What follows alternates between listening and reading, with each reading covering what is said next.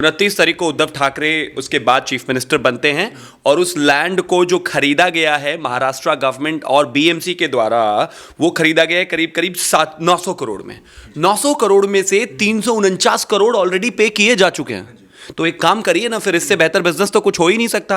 आप सब कुछ बंद करके सब तमाम धंधे बंद करके आप यही काम करना शुरू कर दीजिए। 2.5 करोड़ में लैंड खरीदिए और फिर 900 करोड़ में उसको उद्धव ठाकरे प्राइवेट लिमिटेड उसको खरीद लेंगे और कहीं ना कहीं माला माल हो जाएंगे। जिस तरह से ये एक्सपोज निकल कर आया है, ये बताता है कि कहीं ना कहीं इसमें बहुत गड़बड़ है। जनता का पैसा है, जनता को जवाब दीजिए। और जहां तक बात सरकार गिरने गिराने की है, आपकी यही हरकतें अगर रही तो सरकार अपने आप ही नहीं चलने वाली। कोरोना में आप फेल, सुशांत सिंह राजपूत में आप फेल, पारघर लिंचिंग में आप फेल, कंगना का घर तोड़ने में सबसे आगे, दाऊद का घर आपसे कभी टूटा नहीं।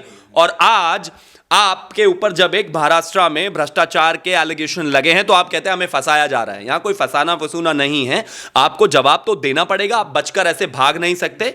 आप इन कागजों के आधार पर, एक तथ्यों के आधार पर एक जवाब दीजिए जनता को कि ऐसा क्यों हुआ और इसके पीछे के क्या रीजंस थे। किरीट सोमैया ने बड़ा सीधा सा सवाल पूछा है, इसका सीधा ही जवाब होना चाहिए। नमस्कार, आप सभी का स्वागत है हमारे चैनल पर। मैं संचित भारद्वाज आपके साथ। और जिस तरीके से उद्धव ठाकरे किसी और के लिए जो जाल बुन रहे थे, अब वो खुद ही इस चीज में फंसते हुए नजर आ रहे हैं। क्योंकि आज जो है भाजपा के जो सांसद है, उन्होंने बहुत बड़ा आरोप लगाया उद्धव ठाकरे की जो वाइफ है उन पर। उसी पर बात करने के लिए आज हमारे साथ पॉलिटिकल एनालिस्ट शिवम त्यागी जी। तो सर, क्या किस तरीके से देखते हैं आप इस चीज को?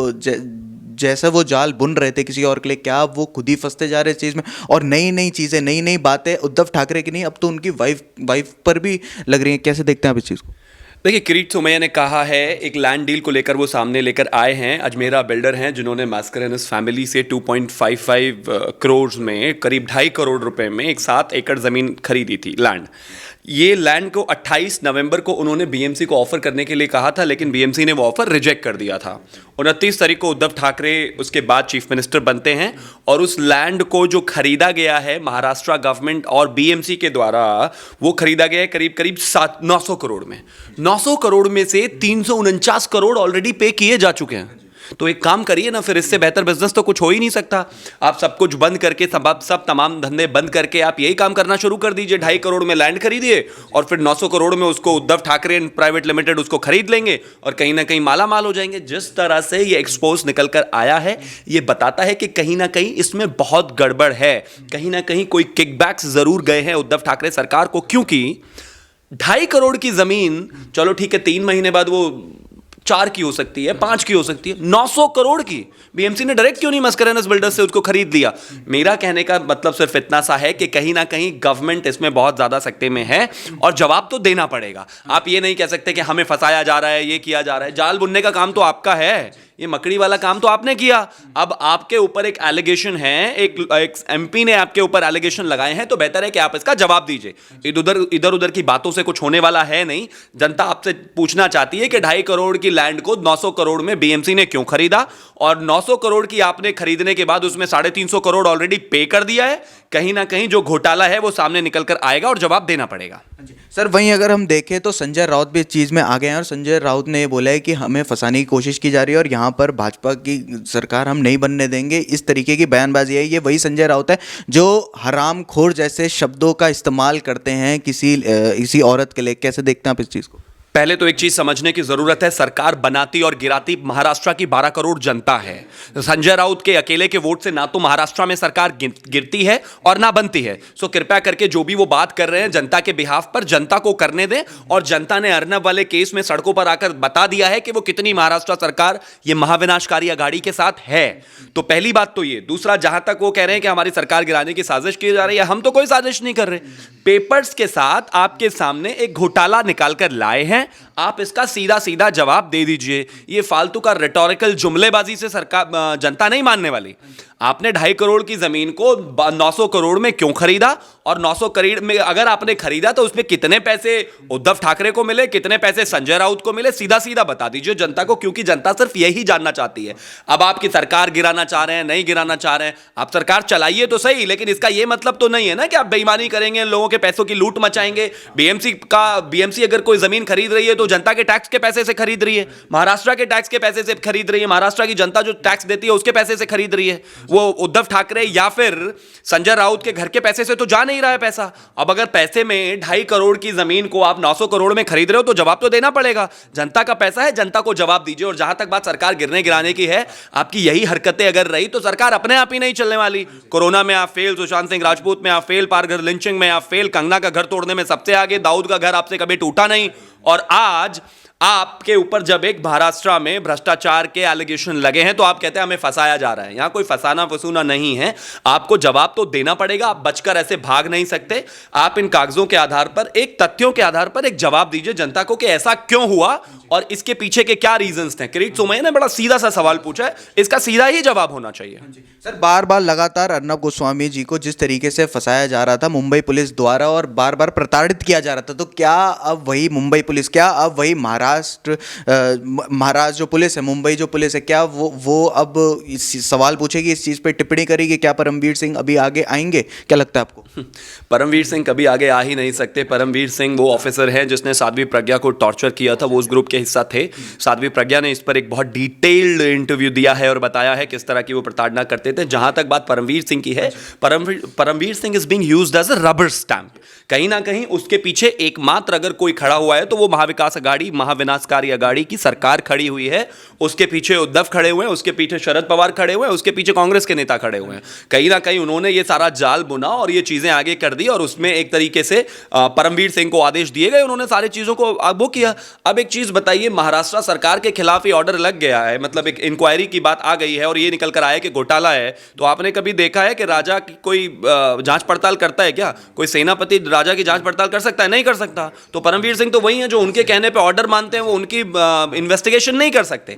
लेकिन बड़ी बात ये है कि आज महाराष्ट्र को ये बताना चाहिए और ये एक रेफरेंडम सेट करना चाहिए, एक लोगों के सामने एक एग्जाम्पल सेट करना चाहिए कि ये देखिए, जिस तरह से सुबह को 9 बजे इस देश के इतने बड़े जर्नलिस्ट को गला पकड़कर आप गिरेबान पकड़कर खींचकर लाए थे, आज जब आपकी सरकार पर इल्जाम लगा है एक घोटाले का, तो क्या आप उनके खिलाफ भी कोई कार्रवाई करेंगे या सिर्फ ऐसे ही चुप बैठे रहेंगे? इंपॉर्टेंट चीज ये है। और मैं तो मानता हूं कि हाँ, एक बार करके तो दिखाए कार्रवाई। वैसे तो बहुत सारी चीजें हैं। अभी पिछले दिनों एक कंडक्टर मर गया था जिसने उसने अपनी जान देते वक्त उसने आत्महत्या के बाद सुसाइड नोट में लिखा था कि उद्धव ठाकरे सरकार ने मेरी 3 महीने की तनख्वाह नहीं दी, इस वजह से मैं सुसाइड कर रहा हूं। उस सुसाइड केस में भी नाम लिखा हुआ था। जैसे संजय राउत पहले कह रहे थे कि भाई अर्नब गोस्वामी के खिलाफ सुसाइड नोट में नाम लिखा हुआ है तो इससे ज्यादा और क्या चाहिए, गिरफ्तार तो करना पड़ेगा। तो टेक्निकली तो अब उद्धव ठाकरे और संजय राउत को भी गिरफ्तार कर लेना चाहिए, क्योंकि कंडक्टर ने उन पर सीधा सीधा सुसाइड करने का इल्जाम लगाया है कि अबेटमेंट टू सुसाइड में उन लोगों ने मुझे प्रोवोक किया क्योंकि मेरी तनख्वाह नहीं दी। बात सिर्फ इतनी सी है कि पिछले जितने भी टाइम से ये महाविनाशकारी अघाड़ी की सरकार बनी है, ये अपने आप में इन्होंने इनकॉम्पिटेंसी की एक मिसाल पेश की है। महाराष्ट्र को चाहिए कोरोना से निजात, महाराष्ट्र को चाहिए डेवलपमेंट, बीएमसी काम करे, 2 बूंदें पड़ती नहीं कि पूरा महाराष्ट्र बहना शुरू हो जाता है। मुंबई के हालात आपने देखे हैं, उधर सूखा पड़ता है तो सूखे में कुछ कर नहीं पा रहे हैं। कंडक्टर ने, जैसा कि मैंने आपको बताया, सुसाइड है, वहां पर कुछ कर नहीं पा रहे हैं। किसानों के लिए कुछ कर नहीं पा रहे हैं। कर किसके लिए रहे हैं? किसी का घर गिरा दिया, कोर्ट की अवमानना कर दी, कोर्ट रोजाना फटकार लगाता है, किसी जर्नलिस्ट को हैरेस करो, एक तरह से बदले की कार्रवाई करिए। इससे क्या होगा? कुछ नहीं। महाराष्ट्र की 12 करोड़ जनता सरकार अगर बनाती है तो वो इसलिए ताकि महाराष्ट्र का विकास हो। लेकिन आज अगर ये नहीं हो रहा है तो इसकी जवाबदेही सिर्फ और सिर्फ उस सरकार की है। और इसमें भी कोई दो राय नहीं है कि इतिहास में, आजादी से लेकर और आज तक के इतिहास में, महाराष्ट्र की सरकार इस देश में किसी राज्य की सबसे इनकॉम्पिटेंट सरकार है, क्योंकि वहां पर बैठे हैं सबसे इनकॉम्पिटेंट चीफ मिनिस्टर और उससे उनके ही बेटे एक बेबी पेंगुइन इनकॉम्पिटेंट मिनिस्टर। तो जाहिर है जब इनकॉम्पिटेंसी की भरमार एक सरकार में होगी तो वो काम तो करेगी नहीं। वो तो हेड बैक वाली सिचुएशन है। एक सरकार के पास अथाह ताकतें होती हैं, लेकिन वो ताकतें इसलिए होती हैं ताकि जिससे जनता का भला हो सके। आप किसी से बदले की कार्रवाई नहीं करते। इस हिंदुस्तान में 2001 और उससे पहले से अगर मैं बात करूं, नरेंद्र मोदी जी के खिलाफ क्या क्या इस देश में इस्तेमाल नहीं किए गए शब्द? क्या कोई जर्नलिस्ट को जेल डाला गया? क्या किसी को कॉलर से खींचकर अंदर डाला गया? लोगों ने एंटी इंडिया भी ये प्रोपेगेंडा चलाए, तमाम तरह की चीजें चलाई, लेकिन बावजूद उन पे कोर्ट के तरीके से केसेस चल रहे हैं अलग अलग उसमें। लेकिन कभी भी उनकी फ्रीडम ऑफ स्पीच और उन चीजों को नहीं दबाया गया, ना ही कभी उनको खींचा गया। ये जो हुआ है ये अपने आप में उनकी एक इनकॉम्पिटेंसी ही झलकाता है कि कितना नाकारा वो सरकार है ये दिखाता है। हाँ जी सर, वहीं हम देखें कि जो हमें पता है कि मुंबई पुलिस किस तरीके से कठपुतली की तरह काम कर रही थी इतने समय से महाराष्ट्र सरकार के लिए, तो क्या आपको लगता है कि महाराष्ट्र सरकार भी एक तरीके से कठपुतली है? क्योंकि जैसे कि हमें पता है कि बाहर से फंडिंग हो रही थी, दाऊद डी गैंग की तरफ से फंडिंग हुई थी अर्नब गोस्वामी जी के चैनल को बंद करवाने की, तो और हमेशा से देखा गया है कि दाऊद के बहुत अच्छे कनेक्शन रहे हैं महाराष्ट्र और मुंबई से, तो क्या आपको लगता है कोई लिंक हो सकता है? क्या ये महाराष्ट्र सरकार जो है ये अपनी बुद्धि नहीं, इसके पीछे कोई और बड़ी पावर है? देखिए 100% पॉसिबल है वो, इसलिए क्योंकि कहीं ना कहीं आपको शायद याद होगा या नहीं मुझे नहीं पता, लेकिन 90s का वो दौर रहा है जहां पर डी गैंग और दाऊद खास तौर पर मुंबई में स्टैब्लिश रहा है और बहुत ज़्यादा उसका इंटरफेयर बॉलीवुड से लेकर क्रिकेट से लेकर राजनीति तक। अभी पिछले दिनों भारतीय जनता पार्टी के एक नेताजी ने बयान दिया था, उन्होंने कहा था कि अगर आपको वाकई देखना है कि किस नेता का किससे संबंध है डी कंपनी से, तो बस जो वोरा कमेटी की जो रिपोर्ट है उसको एक बार पब्लिक कर दिया जाए तो निकल जाएगा, पब्लिक फोरम में वो सारी चीज़ें आ जाएंगी। मैं सिर्फ इतना कहना चाहता हूं कि वो बिल्कुल ज़रूर हो सकता है, क्योंकि कहीं ना कहीं अगर अर्नब गोस्वामी की बात करें तो उसने इस देश के सामने जितने भी लोग थे जिनका रेपुटेशन सोशल स्ट्राटा कहीं ना कहीं बहुत अच्छा था, लेकिन अगर बात करें पीछे तो वो एंटी इंडिया ही एजेंडा चलाते थे। उसने सलमान खान से यह लड़ाई छेड़ दी, उसने महाराष्ट्र की सरकार से सवाल पूछ लिए, उसने बॉलीवुड से सारे सवाल पूछ लिए, उसने ड्रग गैंग से सवाल पूछ लिए। अब जाहिर बात है जब ड्रग कार्टेल की बात आती है तो डी गैंग की बात आती है। कहीं ना कहीं जो ड्रग रिकवर होता है, ड्रग प्रोक्योर किया जा रहा है, वहीं से किया जाता है। अब किसी के बिजनेस पर अगर कोई व्यक्ति चोट करेगा तो पलटकर उसको तो मारने की कोशिश की जाएगी। अब दाऊद इब्राहिम डायरेक्ट तो आ नहीं सकता, तो उसने अपने लोगों को लगा दिया कि ठीक है भाई आप इसको किसी ना किसी तरह से डिमोरलाइज करो। इंपॉर्टेंट सिर्फ ये है कि यहां पर एक चीज जो देखने की बात है हिंदुस्तान में कि शायद अर्नब गोस्वामी एक ऐसे पहले जर्नलिस्ट हैं जिसने हर किसी को हेड ऑन लिया, हर किसी के लिए सवाल पूछे, हर किसी से जवाब मांगने की कोशिश की, चाहे वो सुशांत सिंह राजपूत का केस हो, चाहे वो पालघर लिंचिंग हो, चाहे वो कंगना का मामला रहा हो, चाहे वो कोई भी मामला रहा हो, हर जगह सवाल पूछा। और एक जर्नलिस्ट का धर्म यही होता है। हिंदुस्तान में फ्री प्रेस होना अपने आप में एक बहुत बड़ी बात है और फ्री प्रेस ही इस देश का आधार भी है।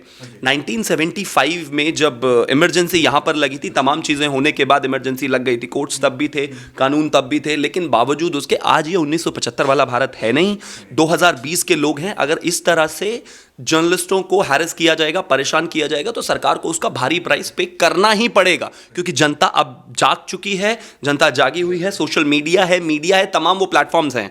आप एक जर्नलिस्ट को हैरेस कर सकते हो, लेकिन जितना भी सोशल मीडिया और जितनी भी जनता है आप उसको तो हैरेस नहीं कर सकते ना। आप पूरे देश को जेल नहीं बना सकते, आप महाराष्ट्र के 12 करोड़ लोगों को जेल में नहीं डाल सकते, वो तो आपके खिलाफ बोलेंगे। तो कहीं ना कहीं सिर्फ यही है, उनके गाल पर एक करारा तमाचा भी है। सुप्रीम कोर्ट ने जो बेल एक्सेप्ट किया है अर्नब गोस्वामी का, उसमें रिमार्क जो अलग अलग उन्होंने दिए हैं, चाहे वो महाराष्ट्र सरकार पर दिया हो, चाहे वो हाई कोर्ट के डिसीजन पर दिया हो, वो अपने आप में अगर उसे पढ़ेंगे बैठकर संजय राउत शांति से, तो उनको खुद ही शर्म आ जाएगी। हाँ जी, बहुत बहुत शुक्रिया सर।